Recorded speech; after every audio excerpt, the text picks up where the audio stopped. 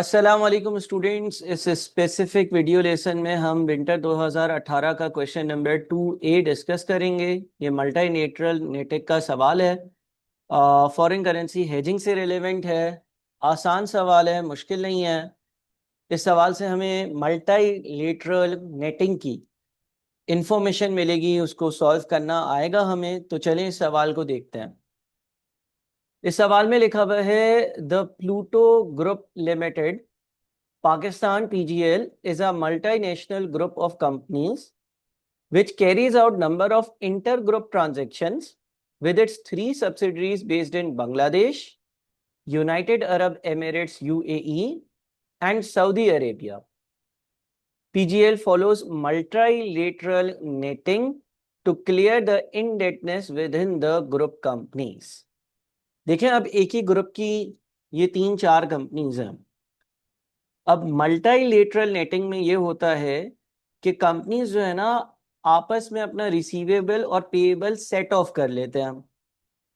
इससे क्या फायदा होता है? इससे ये फायदा होता है कि जो मेरी नंबर ऑफ ट्रांजैक्शंस है वो रिड्यूस हो जाती है, और उसकी वजह से जो ट्रांजैक्शन कॉस्ट्स होती हैं वो रिड्यूस हो जाती हैं। तो इस सवाल में मैं मल्टीलेटरल नेटिंग को डिस्कस भी कर रहा हूँ और सॉल्व भी कर रहा हूँ। तो थोड़ा सा डिटेल में चलेंगे। देखिए, आपके पास जो इन्फॉर्मेशन दी हुई है उसको मैं समझाता जाता हूँ, आपको बताता जाता हूँ। मल्टीलेटरल नेटिंग का प्रोसेस भी हम साथ साथ करते जाते हैं। इसमें लिखा हुआ है the following are the inter company receivables payables at year end 30, that is 30th November 2018, payable by. Payable by यानी कि किसने पैसे देने हैं। एक पीजीएल पाक है और उसकी 3 सब्सिडरीज है, बांग्लादेश में, यूएई में, सऊदी अरेबिया में। पेएबल बाई, इसने पैसे देने हैं। पेएबल टू, इसको देने हैं। मिसाल के तौर पर पीजीएल पाक जो है, पीजीएल पाक ने पीजीएल पाक को कोई पैसे नहीं देने, खुद को खुद तो कोई पैसे नहीं देगा, किसी और के साथ रिसीवेबल या पेएबल होगा। पीजीएल पाक के नीचे लिखा हुआ है ₹120 और साथ में लिखा हुआ है सब्सिडरी बांग्लादेश। सर, इसका क्या मतलब है? इसका मतलब है पीजीएल पाक ने, ये सारी अमाउंट इन मिलियंस हैं, तो पीजीएल पाक ने ₹120 मिलियन, पीजीएल पाक ने ₹128 मिलियन, 120 मिलियन देने हैं। किसको देने हैं? बांग्लादेश की सब्सिडरी को देने हैं। और अगर पीजीएल पाक ने देने हैं यानी कि इसका पेएबल बाई है, इसने पे करने हैं, तो उसने पेएबल टू या रिसीव भी करने होंगे, है ना। एक एक बंदे का जो पेएबल होगा दूसरे का रिसीवेबल होगा। इस तरह से ये टेबल बना हुआ है। तो पहले तो इस टेबल को आप अच्छे से देख लें। टेबल से एक आधी और वैल्यू मैं आपके साथ डिस्कस कर लेता हूं। मिसाल के तौर पर सब्सिडरीज में, यूएई वाली सब्सिडरी में यहां पर लिखा हुआ है AED21।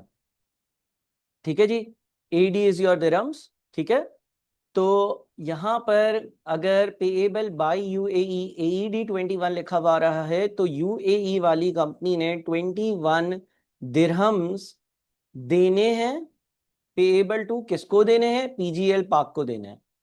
ठीक है, अब देखिए, एक तो तरीका ये है कि मिसाल के तौर पर पीजीएल पाक 120 दे बांग्लादेश को, 150 दे यूएई को, सऊदी अरब को दे 500। पहले ये 3 ट्रांजैक्शंस करे, यानी कि यहां से पैसे वहां जाएं। फिर बांग्लादेश जो है वो पीजीएल पाक को 450 जो है वो बांग्लादेशी टका दे। यूएई वाली कंपनी जो है वो दिरहम्स दे, वापस से वहां से यहाँ पैसे आए। यूएई वाली जो है वो कंपनी सऊदी अरब को भी दिरहम्स पहुंचाए। फिर सऊदी अरब जो है वो, सऊदी अरेबिया जो है वो बांग्लादेश को पैसे दे। फिर सऊदी अरेबिया जो है वो यूएई को पैसे दे। तो होगा ये कि इतनी सारी ट्रांजेक्शन्स हो जाएंगी, और जब नंबर ऑफ ट्रांजेक्शन्स इंक्रीज होंगी ना, तो ट्रांजेक्शन कॉस्ट भी इंक्रीज होगी। आप इसको यूं समझ लेना कि कॉन्ट्रा सेट ऑफ एक कॉन्सेप्ट शायद आपको मालूम होगा। मैंने लेट से मैंने अपने दोस्त को 10 दिरहम देने हैं जो यूएई में रहता है, और उसने मुझे 4 दिरहम देने हैं। मैं पाकिस्तान में रहता हूँ।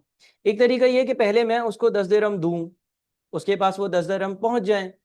फिर वो बोले अच्छा, इसमें से 4 दिरहम मैं तुम्हें भिजवा रहा हूँ, वो मुझे पाकिस्तान भिजवाए। तो 2 बार ट्रांजेक्शन हो जाएंगी।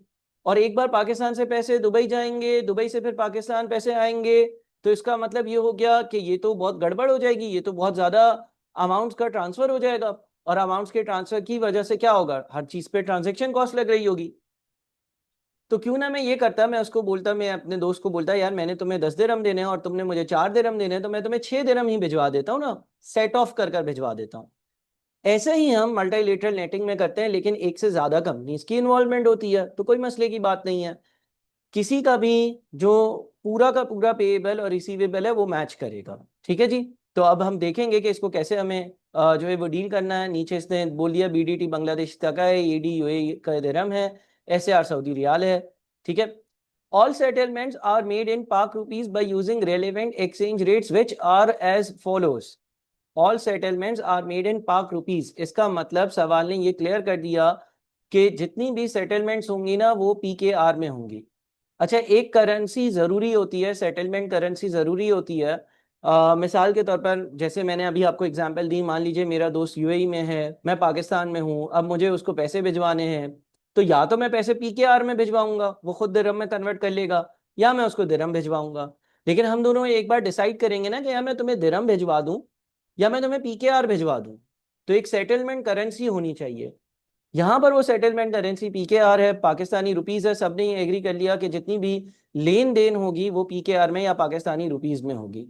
बहरहाल ये जो टेबल बना हुआ है ये पीकेआर में नहीं बना हुआ, तो पहले इस टेबल को किसी तरह से पीकेआर में हमें कन्वर्ट करना पड़ेगा। हर किसी के पेएबल रिसीवेबल पीकेआर में ही देखने पड़ेंगे, तो ये हम करेंगे। अच्छा, नीचे यहाँ पर एक्सचेंज रेट्स दिए हुए हैं। अब ये एक्सचेंज रेट कैसे दिए हुए हैं, देखिए मैं आपको जरा समझाता हूँ। ये पीकेआर लिखा हुआ है, पीकेआर पीकेआर में डैश लिखा हुआ है, पीकेआर तो पीकेआर में एक्सचेंज नहीं होगा ना। लेकिन यहां पर फिर अगर पीकेआर और बांग्लादेशी टका के नीचे 0.62 लिखा हुआ है, पीकेआर और यहां पर बांग्लादेशी टका के नीचे 0.62 लिखा हुआ है, तो ये पीकेआर और बांग्लादेशी टका जो है उसका एक्सचेंज रेट है। ठीक है। इसका मतलब ये है कि एक पाकिस्तानी रुपए जो है उसके हिसाब से ये बांग्लादेशी टके 0.62 बनते हैं। ठीक है जी। इस तरह का कोई आपको यहाँ पर रेट दिया हुआ है, एक पाकिस्तानी रुपये में कितने बांग्लादेशी टका आते हैं। ठीक है। और इसी तरह से एक पाकिस्तानी रुपये में कितने दिरहम आते हैं, एक पाकिस्तानी रुपये में कितने सऊदी रियाल आते हैं। अच्छा सर, यू में जो रेट दिया हुआ ये क्या है।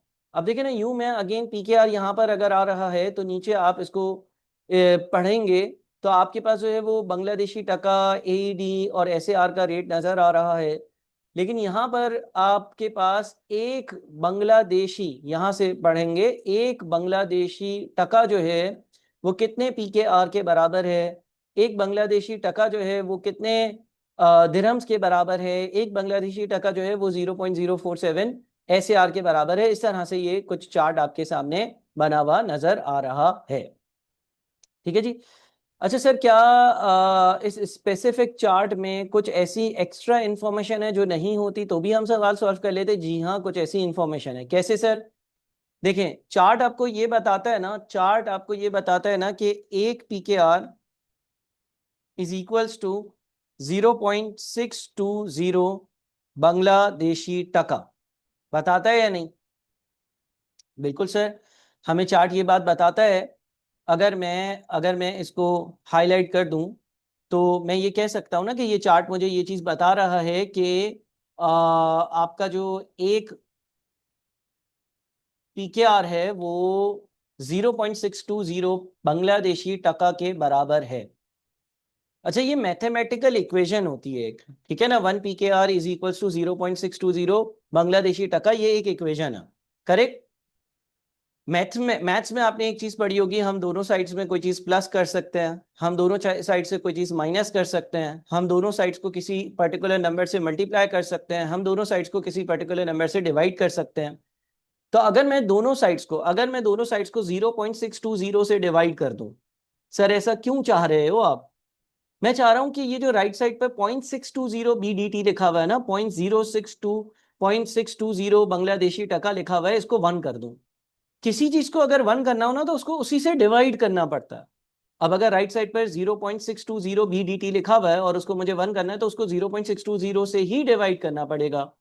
अब अगर मैं उसको 0.620 से डिवाइड करूंगा तो मैथ्स का रूल अप्लाई हो जाएगा। मैथ्स का रूल ये है कि अगर आप राइट हैंड साइड को किसी पर्टिकुलर चीज से डिवाइड कर रहे हो तो आप लेफ्ट हैंड साइड को भी उसी पर्टिकुलर चीज से डिवाइड करोगे।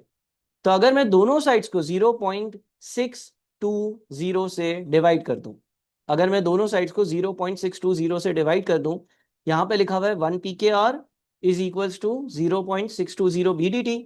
मैं दोनों साइड्स को 0.620 से डिवाइड कर देता हूं अगर, तो मैं 1 को जब डिवाइड करूंगा 0.620 से, 1 डिवाइडेड बाय 0.620 विल बी 1.613 आता है। तो ये बन जाएगा 1.613 pkr is equals to 1 bdt। ठीक है, क्या आप ये बात समझे कि ये इंफॉर्मेशन भी दी हुई है? बात समझ में आ रही है?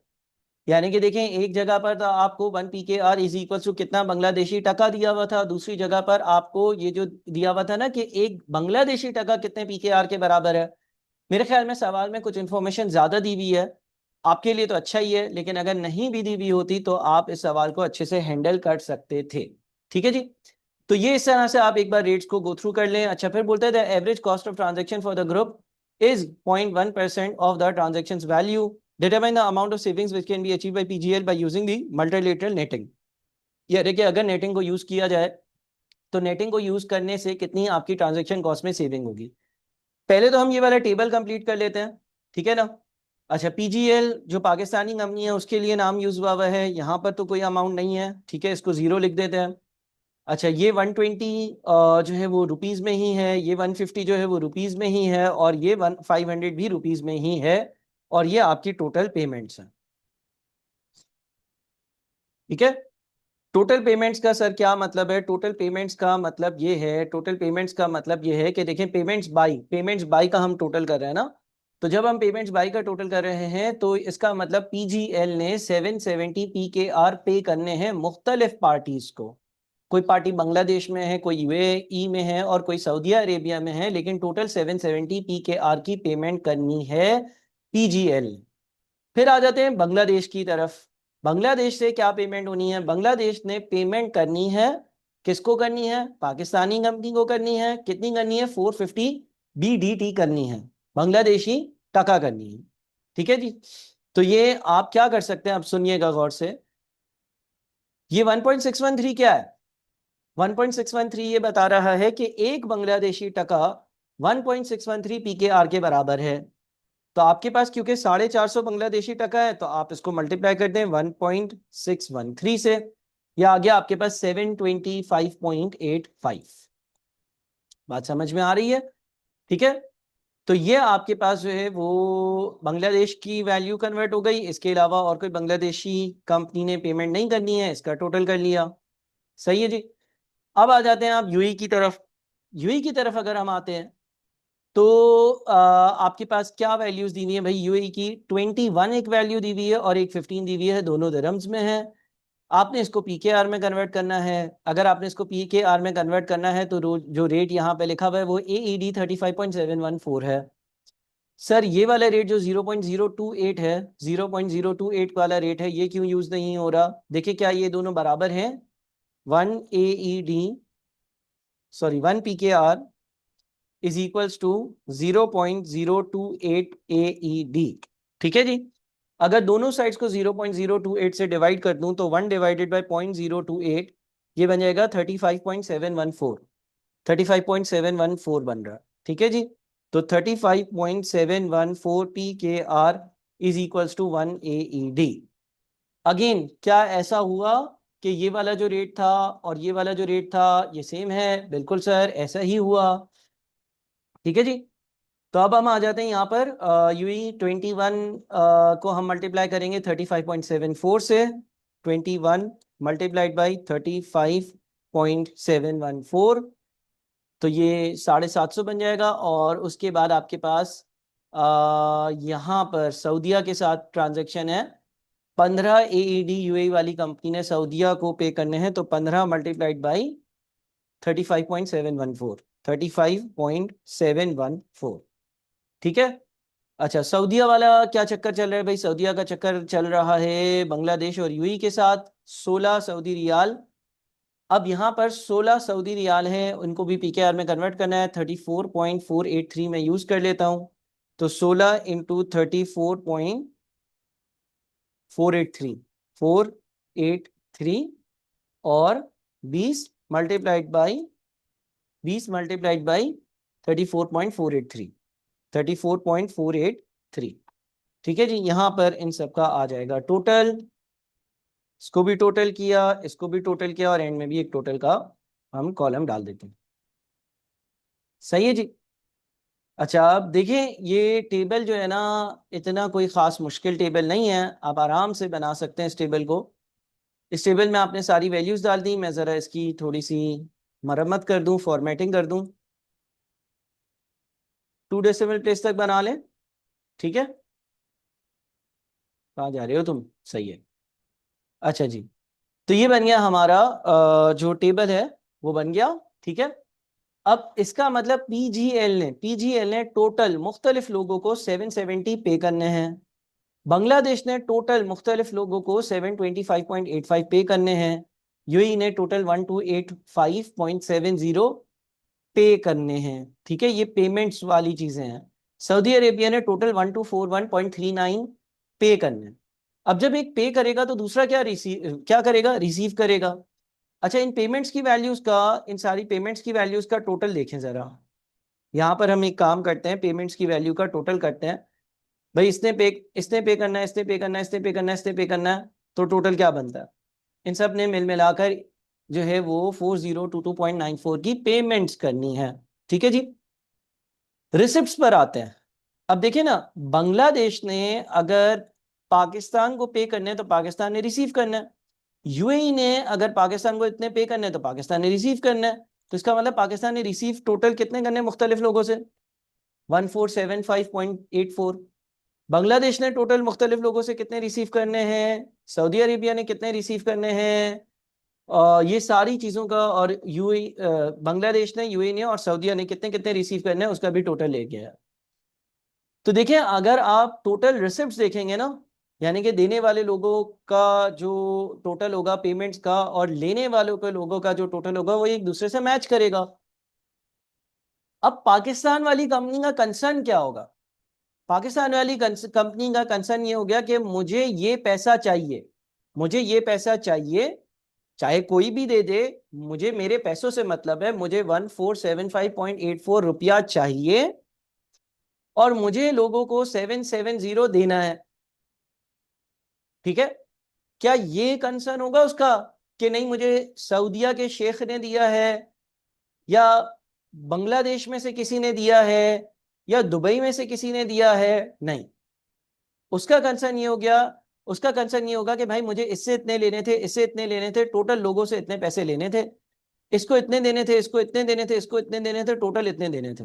तो लेन देन के बाद मेरे पास नेट जो अमाउंट बचता है ना, वो मेरे पास होना चाहिए।